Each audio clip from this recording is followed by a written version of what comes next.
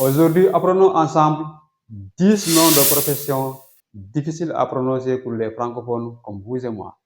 Today, let's talk about 10 job names very hard to pronounce for francophones. So without further ado, let's get started with the first one.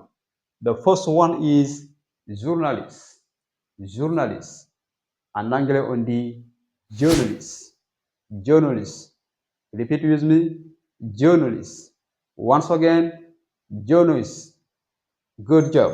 So, journalist, on dit journalist, pas journaliste. En anglais, on dit journalist. Example, the journalist interviews the mayor about the new city project. The journalist interviews the mayor about the new city project. Le journaliste a interviewé le maire à propos du nouveau projet de la ville. Maire en anglais, c'est mayor. Mayor, ok? Mayor, le maire. The journalist interviewed the mayor about the new city project. So far, so good? Yeah! Good. So, the number 2 is vétérinaire. Vétérinaire. Vétérinaire en anglais, on dit veterinarian. Veterinarian. Repeat with me again. Veterinarian. Once more, veterinarian. Good. So, veterinarian ou encore vet. Vet. Si vous ne pouvez pas dire veterinarian, vous pouvez vous limiter à vet. Vet, ça aussi ça marche. Ça veut dire la même chose. Veterinarian ou vet. OK? Pour simplifier les choses. Vet. D'accord? So, example, he took his dog to the veterinarian. He took his dog to the veterinarian. Il a amené son chien chez le vétérinaire. Il a amené son chien chez le vétérinaire. He took his dog to the veterinarian. OK? He took his dog to the veterinarian. Alors, vétérinaire, c'est là où vous amenez vos animaux domestiques pour les soins quand ils sont malades. Quand vos animaux domestiques sont malades, vous les amenez chez le vétérinaire. Ça peut être les moutons, les chiens, d'accord, etc. D'accord? Vous les amenez chez le vétérinaire. En anglais, on dit veterinarian. D'accord? Alors, un animal domestique, en anglais, c'est pet. A pet, un animal domestique. A pet. A pet. Alors, le contraire de domestique, c'est sauvage, n'est-ce pas? Animal sauvage, en anglais, on dit wild animal. Wild animal. Okay? Wild animal. Animal sauvage. So, the number 3, architect. Architect. Architect, en anglais, on dit architect. Architect.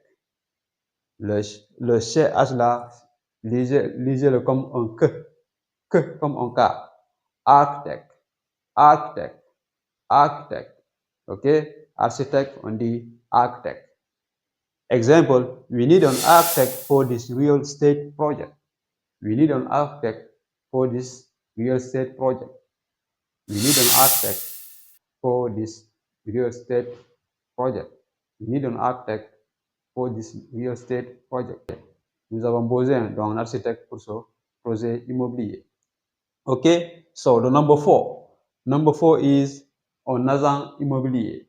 Un agent immobilier. OK? Un agent immobilier, en anglais, on dit real estate agent. Real estate agent. Okay? Real estate agent. Repeat with me. Real estate agent. Once again, real estate agent. One more time, real estate agent. Good job. Real estate agent, agent immobilier. Example, we call a real estate agent to help us find a new apartment. We call a real estate agent to help us find a new apartment. Nous avons appelé un agent immobilier pour nous aider à trouver un nouvel appartement. Nous avons appelé un agent immobilier pour nous aider à trouver un nouvel appartement. We call a real estate agent to help us find a new apartment. We call a real estate agent to help us find a new apartment. So far, so good? Excellent. So, the number 5, ingénieur civil. Ingénieur civil, en anglais on dit civil engineer. Civil engineer, ok? C'est écrit civil, n'est-ce pas? Civil. Mais on ne prononce pas comme ça, civil. On dit civil engineer. Civil engineer. Repeat with me. Civil engineer. Once again, civil engineer. Good. Civil engineer, ingénieur civil. Example, the civil engineer is responsible for designing the structure of the new bridge. The civil engineer is responsible for designing the structure of the new bridge.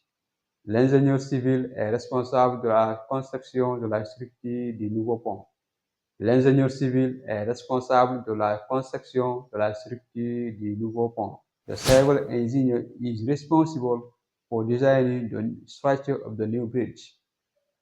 Pont en anglais c'est bridge. Bridge, pont. Un pont, bridge. Okay? So the number 6. The number 6 is plombier. Plombier. Plombier en anglais on dit plumber. Plumber. Okay? Plumber. Plombier, plumber. C'est écrit plumber, mais on ne prononce pas le D. On dit plumber. Plumber. Plumber. Plombier. Plumber. Example, we need to call a plumber to fix the leaking pipe. We need to call a plumber to fix the leaking pipe. Nous devons appeler un plombier pour réparer la fuite. Nous devons appeler un plombier pour réparer la fuite. We need to call a plumber to fix the leaking pipe. We need to call a plumber to fix the leaking pipe. So far, so good? Yay! Alors, avez-vous déjà aimé cette vidéo? L'avez-vous partagée à vos amis? Êtes-vous abonné à cette chaîne? Not yet? It's free. So, what are you waiting for? So, do it now. It's okay? Thank you. So, let's move on to the next. The next is entrepreneur. Entrepreneur. Entrepreneur en anglais, comment on prononce? On dit entrepreneur? No, we say an entrepreneur. Entrepreneur. Entrepreneur. Entrepreneur. Entrepreneur. Entrepreneur en anglais. Okay, so, example, I am an entrepreneur. I am an entrepreneur. Je suis un entrepreneur. I am an entrepreneur. Okay? Je suis un entrepreneur. I am an entrepreneur. I am an entrepreneur. Okay? So, the number 8. The number 8 is gynécologue. Gynécologue. En anglais, qu'est-ce qu'on dit? On dit gynecologist. Gynecologist. Repeat with me. Gynecologist. Once again, gynecologist. Let's go for the last time. Gynecologist. Good. Gynecologist. Example, she has an appointment with her gynecologist next Monday. She has an appointment with her gynecologist next Monday. Elle a un rendez-vous avec son gynécologue le lundi prochain. Elle a un rendez-vous avec son gynécologue le lundi prochain. She has an appointment with her gynecologist next Monday. She has an appointment with her gynecologist next Monday. Un rendez-vous en anglais c'est an appointment. An appointment. Okay? Rendez-vous, appointment. Appointment. Okay. So, the next is directeur des ressources humaines. Directeur des ressources humaines. Ou encore responsable des ressources humaines. Comment on prononce ça en anglais? Comment on dit ça en anglais? Directeur des ressources humaines. We say human resources manager. Human resources manager. Repeat with me. Human resources manager. Once again, human resources manager. Let's go for the last time. Human resources manager. Directeur des ressources humaines ou encore responsable des ressources humaines. Mais aussi, on peut dire un HR manager. Un HR manager, c'est-à-dire H, il veut dire human, R, il veut dire resources manager. OK? Si vous ne pouvez pas dire human resources manager, vous pouvez dire un HR manager. HR manager. D'accord? An HR manager, human resources manager. Okay? Example, the human resources manager is responsible for recruiting new employees. The human resources manager is responsible for recruiting new employees. Le directeur des ressources humaines ou le responsable des ressources humaines est chargé du recrutement des nouveaux employés. The human resources manager is responsible for recruiting new employees. So far, so good? It makes sense, right? Oh yeah. Good. So let's move on to the last one. The last one is bijoutier. Bijoutier. Bijoutier en anglais, we say jeweler. Jeweler. Okay? Jeweler en bijoutier. Jeweler. Bijouterie, jewelry.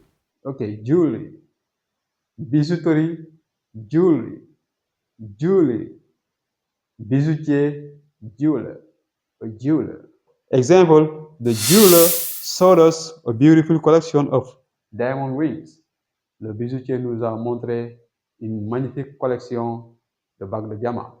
Le bijoutier nous a montré une magnifique collection de bagues de diamants. The jeweler showed us a beautiful collection of diamond rings. Diamant, c'est diamond. Diamond. Diamant. Bag, ring. Rings. OK? So far, so good? OK. C'était tout pour cette vidéo. J'espère qu'elle vous a été utile.